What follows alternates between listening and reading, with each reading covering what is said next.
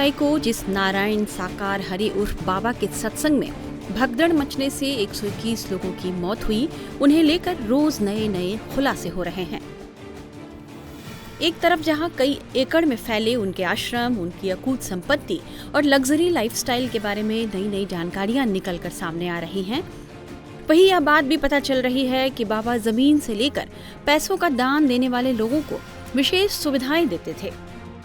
Media reports के मुताबिक मैनपुरी के जिस आश्रम में बाबा रहते हैं वो करीब 21 बीघा जमीन पर बनी हुई है।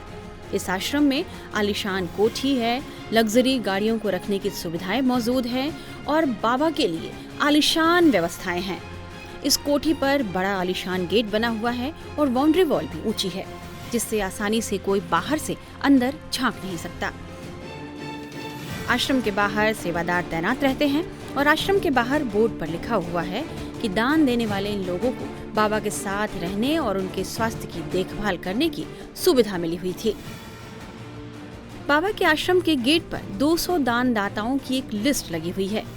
इस लिस्ट में सबसे पहला नाम जमीन दान देने वाले विनोद बाबू का है। उसके बाद 199 उन लोगों के नाम हैं जिन्होंने आश्रम को लाखों और हजारों रुपए दान में दिए हैं। दान के एवज में दानदाताओं को आश्रम में विशेष सुविधाएं मिलती थी। बिछवा स्थित बाबा का ये आश्रम कितना आलीशान है, हमारे संवाददाता प्रेरित कुमार ने यह दिखाने की कोशिश की है। आप आश्रम के अंदर की तस्वीर देख सकते हैं कि कितनी भव्यता दिखाई पड़ रही है, कितना बड़ा आश्रम है। और ये एक तरफ की तस्वीर मैं आपको दिखा रहा हूँ, अब मैं दूसरी तरफ की तस्वीर दिखा रही हूँ, दूसरे दरवाजे की, जहाँ दिखा सकता हूँ आपको कि देखिए किस तरीके के आश्रम की भव्यता है और उसकी तस्वीर है। लेकिन उससे पहले मैं आपको बताना चाहूंगा कि देखिए यहाँ पे लगातार जो है, जिस दिन ये हादसा हुआ है मंगलवार को, उसके बाद से लगातार यहाँ पे यूपी पुलिस की टीम तैनात है। लगातार तमाम पुलिस के आला अधिकारी हैं वो मौके पे आ रहे हैं, निरीक्षण कर रहे हैं। और आपको बताना चाहेंगे कि यहाँ पे काफी ज्यादा संख्या में पुलिस की तैनाती भी की गई है। साथ ही साथ ये जो आप आश्रम देख रहे हैं, ये मेन रोड से तकरीबन जो है ये 600 मीटर के दूर पे है, जहां अमूमन यहाँ पे गाड़ियां आती थी। लेकिन हादसे के बाद से मेन रोड से ब्लॉक कर दिया गया है, यहाँ से पैदल आने जाने का रास्ता छोड़ा गया है। तो आप देख सकते हैं कि ये जो भव्यता मैं आपको दिखा रहा हूँ, ये वो नारायण साकार हरि की ये जो है ये भव्यता दिखा रहा हूँ आपको कि ये किस तरीके का उनका आवास था, किस तरह का उनका आश्रम था। और देखिए मैं आपको बोर्ड पे दिखाऊंगा कि देखिए किस तरीके से ऊपर लिखा हुआ कि नारायण साकार हरि की संपूर्ण ब्रह्मांड में सदा सदा के लिए जय जयकार हो, यानी कि उनके जय जयकार की बातें भी लिखी गई। देख सकते हैं कि किस तरीके की भव्यता जो उनके रही है ये महल नुमा आश्रम। उसके नीचे की भी तस्वीर आप देखें कि किस तरीके से यहाँ पे देखिए रंगोली भी यहाँ बनाया हुआ है।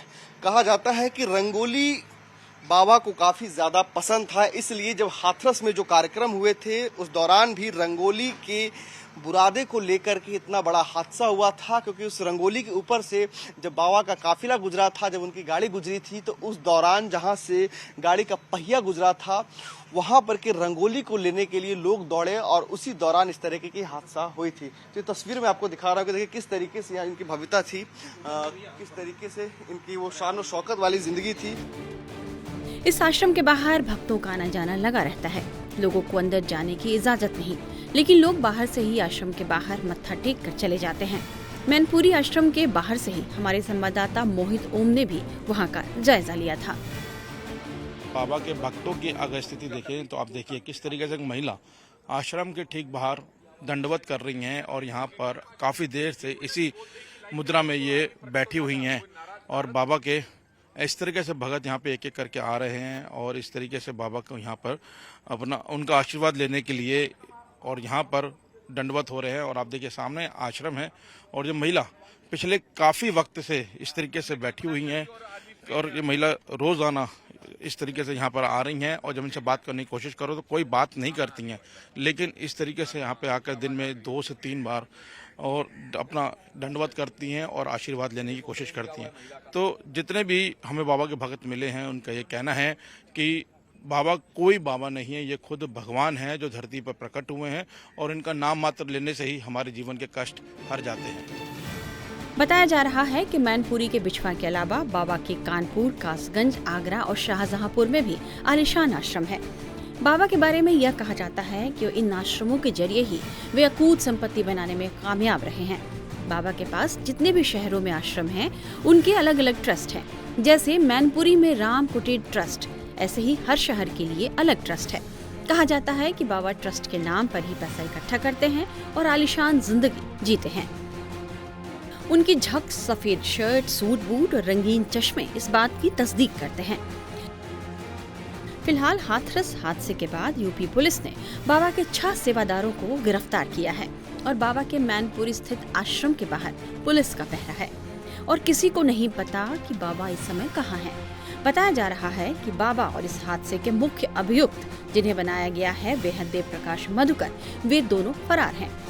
बाबा के मामले पर पुलिस कुछ भी बताने से बच रही है, लेकिन बाबा के मैनपुरी स्थित आश्रम के बाहर पुलिस तैनात जरूर है।